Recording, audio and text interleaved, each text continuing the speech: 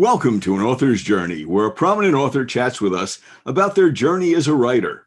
Today's featured guest is Drew University graduate student Devon Villacampa, who is earning his Master of Fine Arts degree in teaching English.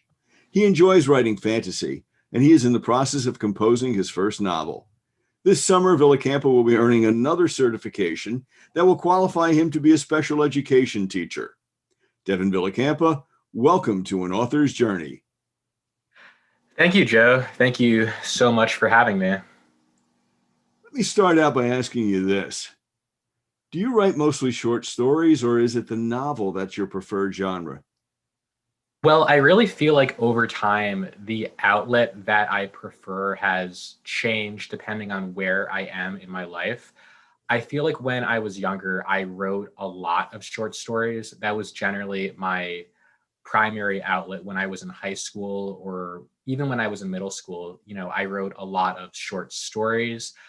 Over time, I dabbled in a lot of different things. I went through a period where I really thought I wanted to write plays for a while. I went through another period where I wrote a lot of screenplays. So I've pretty much dabbled in everything. But I think what has me continually coming back to writing novels is the idea of characters going on an adventure or characters discovering something about themselves or having some kind of epiphany or discovery about the world around them. And obviously that can be achieved in a short story. But when I was younger, I was always really fascinated by stories of characters going on adventures and finding things out about themselves, which generally lends itself to a novel. So are these novels then more difficult to write for you than the short stories? Well, I think everything is challenging in its own way. I think there's definitely writers who could labor for years over a novel, and simultaneously, you could probably have a writer who would labor for years over a short story. Uh, it's not always a matter of the quantity, it's a matter of whether the story, whether it's short or 500 pages, is communicating what it needs to achieve. You know, it really depends on what the story is trying to accomplish and whether the length is able to do that. Now, I've seen a little bit of your work, and I'm wondering which of the works that you've done has been the most challenging? Uh, that's very hard to say because I feel like it's such a cop out answer. If I was watching this, I would be frustrated with myself. I would be like, that's such a cop out answer. But, everything is challenging in its own way. The novel that I'm working on right now is especially challenging because I've been working on it for 4 or 5 years right now. And for a very significant amount of time in the planning phase, the story was going to be told from a limited third person perspective. So it focused solely on one character and it followed them throughout the entire book. I recently had an epiphany that wasn't working. Uh, maybe it wasn't the fact that it wasn't working, but it wasn't the right format for the book to be as good as it could possibly be. So I ended up changing the perspective completely to third person omniscient. So now it's going, between multiple characters rather than being limited to one point of view. If you had told me that last year that I was going to end up making that change, I would probably say that you're crazy because I had spent years just working from the perspective of this single character. And to think that I would just have this realization that the whole book needs to be restructured from multiple perspectives is kind of baffling, because that would seem like such an overhaul of the book. But what I realized now that I'm writing from the different characters' perspectives is that it's actually much easier to write because before everything was limited by the main character's perspective. All you saw were their own impressions, judgments, and perceptions about the people around them and what they thought about the other characters around them. So you weren't necessarily getting into the other characters' heads and getting a clear understanding of where they were coming from. And now that you're able to do that, it's much easier to write. And surprisingly, I thought it would be a very long editing process, but I started maybe a few months ago, and I'm probably already halfway through re-editing the book, so it's third person from all the other characters' perspectives. Now, every author has certain signature techniques they use, things that define their style. How would you define your style, and what techniques do you think you use to achieve that style? Well, I think one way to describe my style is I like taking childish subject matter and infusing it with a very dark underlying tone. It's a hard style to explain. I think trying to think of a good comparison to it. I mean, when I was young, I really loved stories, especially for kids that, kind of had darker subject matter, like the original like Brothers Grimm fairy tales or Alice in Wonderland or Lemony Snicket's A Series of Unfortunate Events. I liked stories where kids were at risk and childhood wasn't necessarily depicted as being this period of blissful innocence, but uh, something that was sinister where you're kind of looking around at adults and don't really feel like any of them can help you and you're kind of, on your own. I mean, childhood is definitely one of the main themes that I write about. In a sense, I do see childhood as a positive thing, but it's also a very troubling, confusing, and dark time for a lot of kids. And that's definitely something I try to portray in my work. I mean, when I was growing up, uh, I actually wrote a lot of fan fiction on the internet because I was a complete nerd. And what I would do is I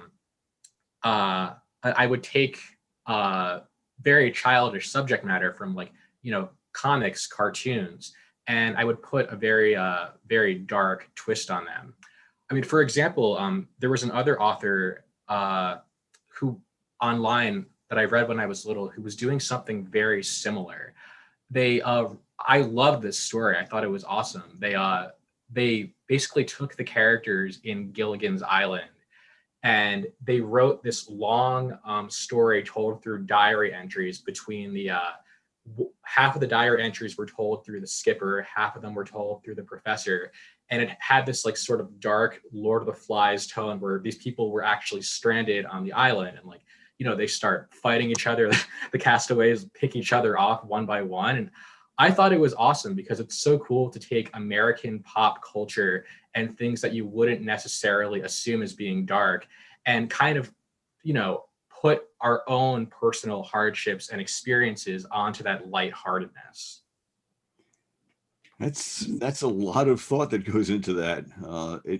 It sounds as if when you write, you get completely into the subject matter and you just immerse yourself. Do you write for long periods of time, or do you find that it's difficult to pick apart what you're going to do and then sit for hours and just pour over it? Well, I tend to write in really short bursts. I think, I'm generally not somebody who can sit in front of a computer, uh, get in front of their laptop and just drum away for an entire hour just writing. I, you know, I'll tend to just kind of pull out my phone and write on my notes app when I'm on the subway or when I'm on the train or when I'm, in a car and somebody's driving me somewhere. And I tend to write in situations where I guess you wouldn't normally expect people to write, like when I'm sitting in a car, when I'm waiting at a restaurant. And, I think those moments for me are more helpful because my attention is a lot more focused. I'm kind of laser focused on writing and kind of tuning the rest of the world out. Now, is there a character that you've created that has become your favorite so far? Yeah, I mean, I think to talk about that, I'll talk in general about the novel that I'm working on. Mhm. So I'm working on a young adult fantasy novel. It's called A Blot's Tale, BLOT, A Blot's Tale. It's a story that is basically set in this world where two-dimensional cartoon drawings called blots are basically raised at this facility in Hollywood or Los Angeles to basically perform for humans after they graduate. So they're basically manufactured and drawn at this facility, this sort of animation studio, and they're raised over the course of 15 years to basically act in cartoons and basically perform for humans. They're basically raised to be performers and entertain the masses, and that's kind of their goal in life. That's what they're told to do. And basically, as the story goes on, you begin to realize that the humans have more sinister intentions for them, in the sense that blots have powers. They have powers to manipulate and bend reality. The same way that in a cartoon you could see, a cat like reach behind his back and pull out a hammer and hit a mouse on his head. So they have the powers to do that, but the humans have basically been getting rid of those powers so they don't pose a threat to the public. And they've been raising them to believe that they don't have those powers when they actually do. So the story follows a group of these kids, these blots, these characters, gradually realizing that the humans are taking advantage of them, keeping this a secret from them, and gradually deciding to rebel against the humans. The main character is a blot. His name is Roscoe. He's a cartoon dog. There's two main characters. There's Roscoe and Cooper. They were brothers, both dogs who were drawn on the same paper by the humans. And early out when they were kids, basically they were really, really close. They aspired to basically graduate and perform in Hollywood together. They idolized all of these other blots that had graduated that the humans had shown them. And the humans were just continually like, yeah, when you guys grow up, you're going to be just like these people. And, they kind of worked in tandem. They were partners. They aspired to perform together one day. And basically what happened is Roscoe became more and more fearful that Hollywood would drive them apart. He thought Cooper was more talented than him, and he feared that his brother would leave him behind. He feared that they wouldn't be able to act together because, the forces of Hollywood or show business wouldn't allow that. One would be better than the other. They wouldn't be good enough. And he became very fearful of that. Roscoe became very fearful of that, while Cooper, on the other hand, was a lot more content. It wasn't so much fame that mattered to Cooper. He wasn't scared of that. It was more of just him being happy being with Roscoe. He didn't necessarily need the fame. He was content just performing with his brother, and that satisfied him. So Roscoe got more and more paranoid and began to basically overwork Cooper and force him to rehearse for long hours, which basically put a huge, bludgeon on their relationship, because Roscoe got more and more obsessed with Hollywood to the point of being paranoid and, not the person that he used to be, which made Cooper very, very fearful. That climaxed in a fight one day where Roscoe was trying to get him to rehearse. Cooper fought back. They ended up getting into a physical fight, and Roscoe accidentally took a pencil and carved it against the side of Cooper's cheek, which gave Cooper this scar and basically traumatized him. So he stays away from his brother. He doesn't go near Roscoe. The story picks up years later from that, when they're basically staying away from each other. And their relationship is essentially the heart of the entire book. It's about these two brothers, behind all this sci-fi fantasy backdrop and this revolution. It's really about these two brothers learning to forgive each other and learning what becomes of their relationship after this trauma. Now, when you created Roscoe and you created Cooper, were these characters inspired by either a fictional characters, or a real person or real people? I think there's elements of myself in any character that I write. Again, that's a cop-out answer. That's one of those things that if I heard that, I would be, that person shouldn't be saying that. But I really do believe authors have elements of themselves in every character that they write. I kind of see Roscoe and Cooper as sort of a two-sided coin of different fragments of my personality, so to speak, because Cooper is much more anxious, awkward, unsure of himself, very neurotic, very susceptible to the people around him, but he has a lot of buried idealism. He has dreams of really being able to affect people and change the world for the better, and being able to show people that, we shouldn't be wasting our lives trying to perform and doing what these humans tell us. We shouldn't ruin relationships with each other because we're so obsessed with fame. And, he has those ambitions, but doesn't necessarily have the inclination to act on them because he's so distraught about what happened with his brother. He's so distraught by the trauma and what occurred between them that he doesn't have faith in himself anymore. So there's definitely a lot of me in that. I'm someone who struggled with trauma growing up. I'm someone who has a lot of aspirations, but still feels like that trauma holds them back to a degree. And then with Roscoe on the other side of that coin, Roscoe is much more of a performer. He's social, he's outgoing, super, super sarcastic, kind of the other side of Cooper, so to speak.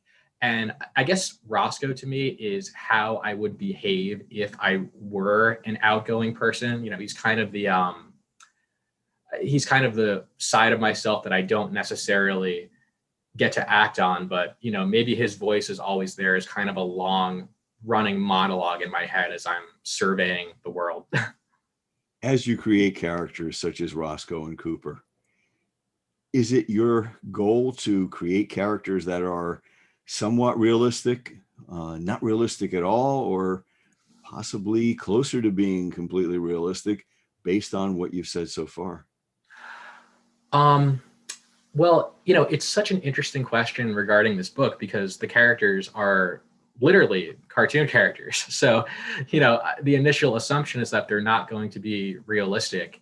And that's something that I think is really fun about this book. Because my intention and my hope is that when people read this, they're going to start off the book being just kind of bewildered and engaged by the weirdness of the world and just the quirkiness of the characters. And as the story goes on and you learn more about them, I feel that the book to me becomes less about the backdrop of the world and the kookiness and the cartooniness of the world. And it really does become about the characters. Surprisingly enough, that's something that I think as objectively as possible is really cool about this book, because it's not so much a fantasy novel where the fantasy world is the forefront of the story. The characters are really the forefront of the story. So when you plan to write, do you sit down and say, okay, I'm going to now try to create something on paper? Or is there some other inspiration that you get? Do you have a feeling that I have to write this? It has to come out from inside of me. I can't hold this in any longer. Yeah, I mean, if I get a thought, I have to put it down on paper or on my phone or in my notepad right away. I'm not somebody who can keep an organized document and, go back to it and have a really structured outline. All of my notes are just either scribbled mindlessly on notepads, written on the notes app on my phone, written on a piece of lined paper before just being completely disregarded. But it's so, I guess there's a method to the madness. I'm super just, I guess I come across as being very disorganized, but that's just how I think. It's as I'm writing, I'm kind of carving the words into my head so I can remember them later. Now, as you look ahead to the future, are you planning to hopefully be a famous writer someday? Or are you thinking, I just write for recreational purposes? That's my pipeline dream. That's what I would attest to. I've always wanted to be a writer. It's still my goal. I don't see anything standing in my way from continuing to try to do that with all the force that I have. I think there's a difference between wanting to do something and needing to do something. I think if you want to do something, it's a hobby, and then eventually, you burn out, you can always take up doing something else. But if you need to do something, no matter what, whether you fail or succeed, you're always going to be writing. It's not going to make a difference. So, I mean, I'm going to be a teacher in the fall, and if any student ever asks me, how do you become a good writer? I think my answer is there's a difference between wanting to write and needing to write. Because like I said, if you want to write, then, you have a hobby and that's cool. And, it's just something you can do on the side. But if you need to write, I don't need to give you advice because, nothing is going to stop you. At the present time, who's your favorite author? It's funny. I'm staring at my bookshelf right now. I love Stephen King growing up. He was always my number one author. There's a lot of lesser known authors that I really like. Off the top of my head, there's an author from Australia named Will Elliott. He wrote a lot of horror fantasy novels. I really like him. Um, who else? Let me think. Ken Kesey, I really, really like. One Flew Over the Cuckoo's Nest. That was a very informative book for me, I think, in actually setting up a lot of the themes in the novel I'm working on right now. Yeah, Ken Kesey, Stephen King. Obviously, the Harry Potter series growing up was a huge influence on me. And, oddly enough, because this book is about cartoons, I was also really influenced by animation growing up, especially animation that dealt with, kind of darker subject matter. Cartoons, for example, like the tone of shows that I watched growing up, like I used to watch a show called Courage the Cowardly Dog. It was a show about this sort of this like gothic show about this dog who lives on a farm and he's confronted by all these monsters and has to protect the people at the farm. And I loved that show because it had such a cool style to it. And that kind of dreamlike otherworldly style always stayed with me. So, it's not just books that inform my style. It's a lot of things. It's music, it's cartoons that I watched when I was little. It's movies or TV shows that I watch now. It's a lot of different things. Let me ask you, Devon, what's the best advice that you've ever received as an author? Trying to think. I think the best advice that I ever received as an author. I didn't receive the advice personally, but I think somebody asked Stephen King once, like, how do you become a good writer? And he said, well, you need to read a lot and you need to write a lot. And I think that's so straightforward and kind of annoying in a sense for a lot of authors. It's kind of, the nagging in your ear that you don't want to hear. But yeah, you have to write every day. You have to read every day, because if you don't, you're not going to gain those skills. I think reading especially, because even when we get so caught up in our lives and we're so busy, we have to take the time to remember to read, to read fiction, read nonfiction, just reading every day. And it shouldn't be a chore. If you're reading and it's a chore, then, maybe writing's a chore too at that point. You should never lose the ability to just kind of sit down and enjoy a story. So let's end up on this. What advice do you have for other aspiring authors? I think I said it before. I think if you're an aspiring author and you really care about your writing and you really care about the stories and the characters, I don't think you need advice, because your world is your own, your characters are your own, and you care about your story and you care about writing that story because it's personal to you. So if you need to write, rather than just wanting to write, I don't feel like I need to give you any advice, because you already have a story inside of you. It's not my story, and you're the one with the inclination to tell it. Devon Villacampa, thank you so much for taking Author's Journey with me today. Your kindness is greatly appreciated. Thank you. Well, that concludes our journey for this day. Tune in again for more conversations with more authors of interest. For an Author's Journey, I'm your host, Joe Pizzo. Have a wonderful day.